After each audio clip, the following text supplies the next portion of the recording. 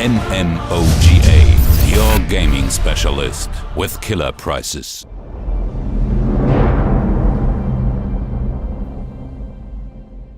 Hi, I'm Paul Sage. Hi, I'm Nick Conkle. Hi, I'm Dan Crenshaw. And we're here to talk about the group gameplay in Tamriel. Yeah, so here what we're looking at is an overland boss monster. One of the things we looked at is the fact that people at first really kind of like to get their legs, so to speak, under them by playing alone. And so what we wanted to do is provide friction elements to really get people involved in playing with other people, because we don't want to force you to play with others. We want to give you encouragement. So we opened up here with Sorcerer's Crystal Shard, kind of stunned the guy right off. I'm the healer there, just went into lightning form. We'll do it again. Yeah. So that's going to reduce my damage. So I usually pop that when the boss has turned to target me. You see me blocking there as he unleashed his AoE. I popped the healing ward, or steadfast ward, on my buddy Eric there, since he was getting focused by the boss.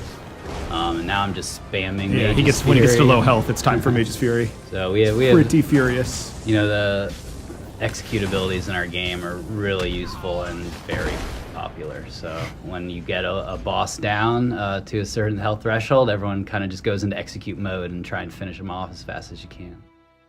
This is trying to find a group member, and the fact that, you know, we don't want you to, we want to make sure that the world is big, and therefore we put lots of exploration points, but we don't want to artificially keep you from people by making it to where, you know, it takes an hour to get to somebody. So we have fast travel mechanisms where you can use either these way shrines, which is what you're seeing here, or you know, if you're actually in the group, you can teleport to that nearest group member, which may put you at a way shrine just because we have to put a safe place. But the idea is to get you with your group members as fast as possible. Yeah, and being able to just pop open your map, click on that way shrine, and instantly teleport there anywhere that you've already discovered. It's really nice. And this is a Dark Anchor encounter. Yeah, anytime you see something like this out in the world and you know, hey, there's 6 guys there and they're performing some sort of super ritual and I'm pretty sure something terrible is going to happen after that, you want to be able to quickly get a friend to come with you, because you're not going to be able to take that out by yourself probably. That guy's going to be fine. Trust me, guys. I don't think he's going to be fine at all. It's going to be great. he's floating in midair. Yeah, so he got sacrificed, and in his place, bad things. I think one of the funniest things about Dark Anchor, he's going to be fine too. Oh, he's not going to be fine at all. No, that feels good. Yeah, poor guy floating up into the sky. Countdown to 1 shot. 3, 2, 1. 1 shot. There's nothing wrong with sneaking up with a bow. P.S. That guy was dead. 1 shot. Give him the AoEs. The idea is that Molag Bal, who's this, you know, a Daedric prince, is trying to pull the world, which is called Nirn, into his realm of Cold Harbor, and basically make it a bad time for everybody. So this is one of those anchor points, and that's why you see all of his minions spawning in. These Daedra are trying to prepare the way for him to bring Nirn into Cold Harbor. This Dark Anchor's not given up easily. You know, I think we're pretty well positioned here to make sure that we can, you know, but we can see monsters. Every person's engaged in an individual little fight, and Dan sort of in the back healing, but also dealing with guys that are rushing at him. So there's just enough action that if you aren't coordinated and working together like this, then, you know, everyone will just scatter and die on their own.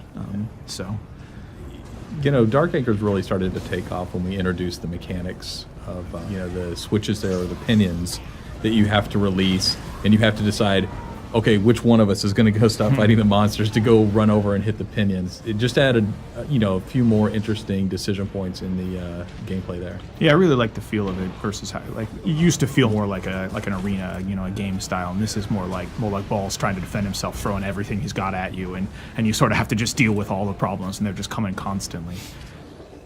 Probably want to protect the healer there. Yeah, there you go. Oh, is that the crystal mortar there? I love that one. Yeah, I really like just how it's just a continuous wave of all kinds of terrible things from all kinds of terrible Daedric enemies, right? And, you know, and because of that unpredictability, you want to make sure you bring a you know, really flexible party and build to the situation. You know, when we switch back and forth between first person and third person, you know, I know a lot of the guys around here like to play in third person. just because of the situational awareness. But almost every time I'll play in first person, just because I really like the level of detail it provides, and some of the cues are easier to read actually. I like the bow first person in particular too. There's something about the aiming that feels very good to me when I play that way versus in Melee. A lot more often I like to play in third person. I think something worth pointing out too about what you're seeing on screen right here is it's the Dragon Knight Firestaff build, but he's wearing heavy armor. So it's kind of an unusual combination, right? There isn't really an archetype that fits with per se. It's a little mage, it's a little battle mage. And it's just something that people found on their own. It wasn't necessarily something we built the game around. It was a build that emerged naturally when people sort of found the synergy between the Firestaff and some of the Dragon Knight abilities. So it's pretty popular, and it's also quite survivable. You can see him both tanking and dishing out some pretty solid AoE damage. So I really think my Clan Fear is beating us all. The Clan Fear, that thing's doing work. Get on Clan Fear. Yeah. He's taking on that Storm Mage knock. Oh, that was the Templar Spear. Yeah, spearing him for days there. Ability. You know, I think if you're playing the Bow Templar, certainly that spear ability that knocks him down. Yeah, it's pretty cornerstone. Yeah, is very helpful. And then if you take the bow ability, which is Scatter Shot, you've got another knockdown, so you can take on 3 opponents pretty easily. Yeah, so I chose the Sorcerer Healer because I love the heal staff abilities first off, and the Sorcerer gets a ton of mana regen. Dark Exchange. Yeah, and the Dark Exchange ability, which basically lets me sacrifice stamina, which as a healer I'm not using a whole lot, Right. to regen both health and mana. So Yeah. just awesome all around. Well, speaking of sacrifices, Yeah. we have this have this going on. You know, for practice being illegal, Daedric worship sure does play a Yeah, lot. it's awfully prevalent. This is a harvester. You can see that there's a little orb on the side of your screen there that just got exploded. That will gradually restore health if you don't stop it from getting to the harvester. That's sort of how you take her down. And there's 4 of them that spawn, and you have to take them out before they get to her. Ooh, nice dodge. Yeah, that was a pretty sweet dodge roll.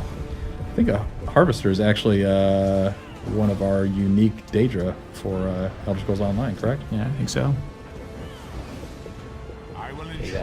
Yeah.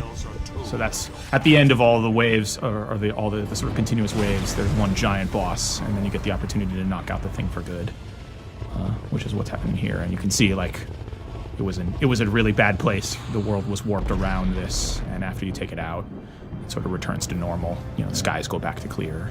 Yeah, Pretty sparkles. Yeah, take that, Molag Ball. Stay out of our Tamriel.